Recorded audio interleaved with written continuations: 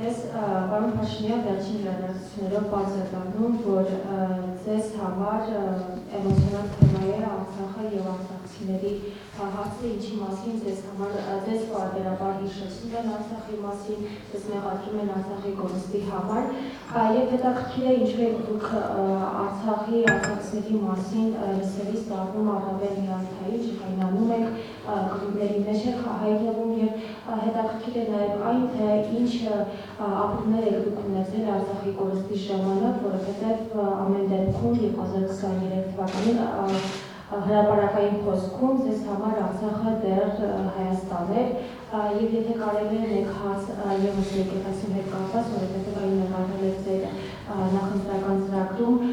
ինչ է սպասվում Վեհապար Հայրապետին, եթե դուք ընտրվեք եւ ինչպես եք հեռացնելու նրան, եթե օրակարգում է լինելու այն ու ինչպես եք հասնելու այդ ճանապարհին, որովհետեւ դեկտեմբերի 17-ին մենք համոզվեցինք, որ ժողովուրդը Վեհապար Հայրապետի կողքին է, շնորհակալ եմ։ Շնորհակալ եմ հարցի համար, ես կարծում եմ, որ շատ բնական է, որ 2020 թվականի իրադարձությունները էմոցիա են պարունակում, հասկանալիորեն։ Դուք հարցնում եք ինչ ապրումներ եմ ունեցել, անձնական։ Ես կարող եմ ասել հետևյալը։ Եթե տենց խոսակցությունը միջև այդ աստիճանի բացում եք, ես ընդհանրապես երևի վերջին իմ գիտակցական կյանքում առաջին անգամ, երբ ես դադարել եմ ամենօրյա աղոթքներ ունենալ, այդտեղ էլ 2020 թվականի մայիսի 2020 թվականի նոյեմբերի 8-ից հետո։ Չէ, ընդհանրապես, ասում եմ, ընդհանրապես։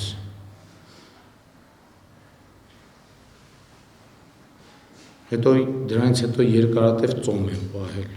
Ասենք օրինակ մի շաբաթ ոչ հաց եմ կերել, ոչ ջուր եմ խմել։ Եթե դուք հարցնում եք իմ էմոցիաների մասին, այդ են եղել իմ էմոցիաները։ Եվ դրանից բխող բոլոր հետևանքներով, բայց հետո էլի սկսել եմ մտածել, ինչ է տեղի ունեցել եւ ինչու։ Եվ հասկացել եմ, որ իհարկե միանգամից չեմ հասկացել, քայլ-քայլ հասկացել եմ, որ Հայաստանը Ղարաբաղյան շարժման դրվել է թակարդի մեջ եւ այդ թակարդից պետքա դուրս գալ։ Եվ ուրախ եւ հպարտ եմ, որ ինձ հաջողվել է Հայաստանը դուրս բերել այդ թակարդից։ Այդ ամբողջը։ Եվ էմոցիան կապված է ուրիշ բանի հետ,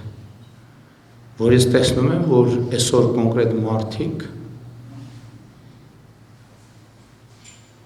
լրտեսական գործունեության տրամաբանության մեջ Հայաստանը ուզում են հետ տանել կոնֆլիկտի թակարդի մեջ։ Այս ամբողջ պատմությունը։ Մնացածն էլ էմոցիոնալ,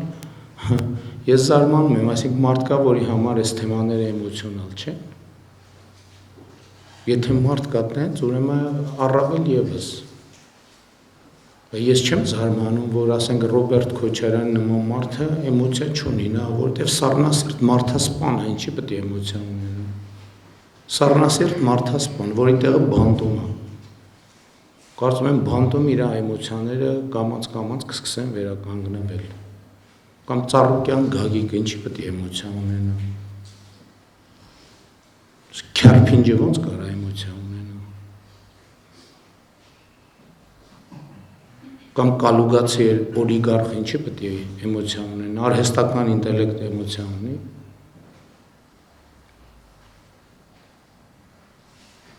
Այ ես էմոցիոնալ մարդ եմ, նորություն է ձեզ համար, ինչի ես ընդդիմադիր պատգամավոր լինելու ժամանակ էմոցիոնալ չեմ եղել, լրագրող լինելու ժամանակ էմոցիոնալ չեմ եղել, ընդհանրապես մարդը էմոցիոնալ եղավ։ Ես չեմ պատկերացնում մարդը առանց էմոցիայի։ Առանց էմոցիայի մարդը կամ տախտակա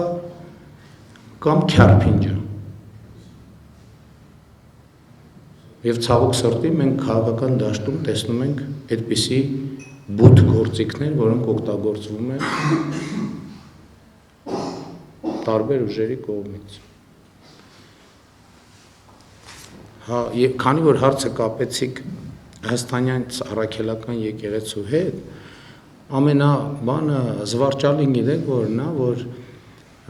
Հայաստանյան եկեղեցու առաքելական Սուրբ եկեղեցու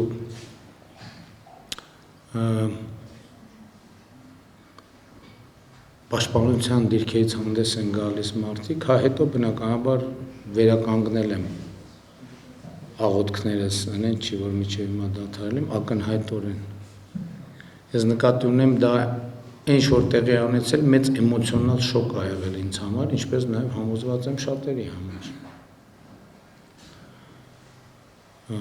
Եվ միջալոց այդ առիթով եմ ես, եթե բացվում ենք, այդ առիթով եմ ես սկսել սաղմոսները անգիր սովորել։ Որովհետև այդ հոգևոր դատարկությունը լցնելու անհրաժեշտություն եմ ունեցել։ Հայաստանյան առաքելական Սուրբ եկեղեցու մասով ամենազվարճալին գիտեք որն է, որ Հայաստանյան առաքել, ասենք օրինակ այսօր նայենք այդ եռագլուխ կուսակցության լիդերներից, ես համոզված եմ իրանցից ոչ մեկը ավետարաններից գոնե մեկի գոնե կեսը չի կարդացել,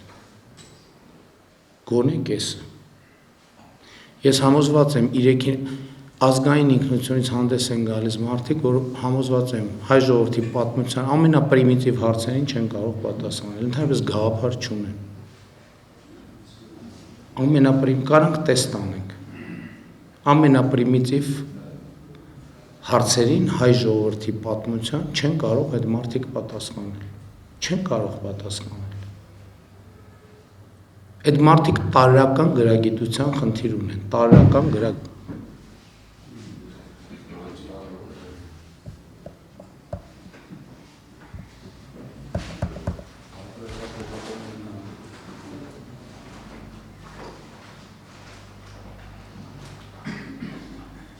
Ռոմանոսը ուր է։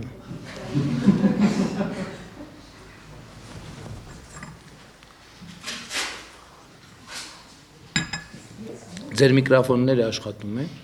հա? Շատ լավ։ Եվ էս է իրողությունը, եւ իմիջայլոց ասեմ,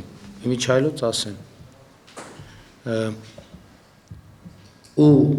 այս մարդկանց բնականաբար շատ կոմֆորտ է կաթողիկոսի պաշտոն զբաղեցնող այն անձը, որը տենց Աստվածաշունչի երևի կիսատ պռատ կարդացել է։ Նրանց համար, ովքեր ոչ մի ավետարան, ավետարաններից ոչ մեկը, ես գրազ եմ գալիս, գնացեք Սամվել Կարապետյանին, Գագիկ Ծառուկյանին, Ռոբերտ Քոչարյանին, ընդ որում հիմա ասում եմ,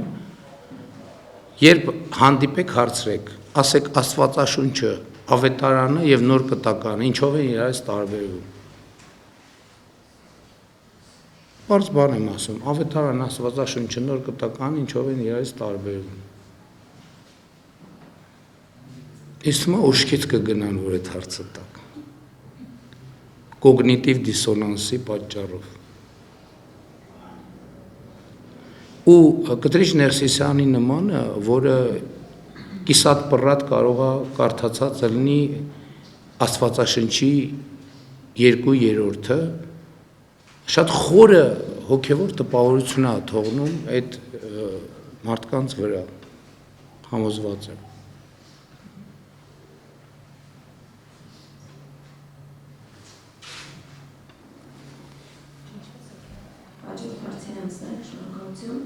Ժողովրդի կամքի արտահայտությունը ինքնին արդեն մեզ բոլորիս կդնի իրողության առաջ եւ որոշման առաջ, որը պետք է կատարածվի։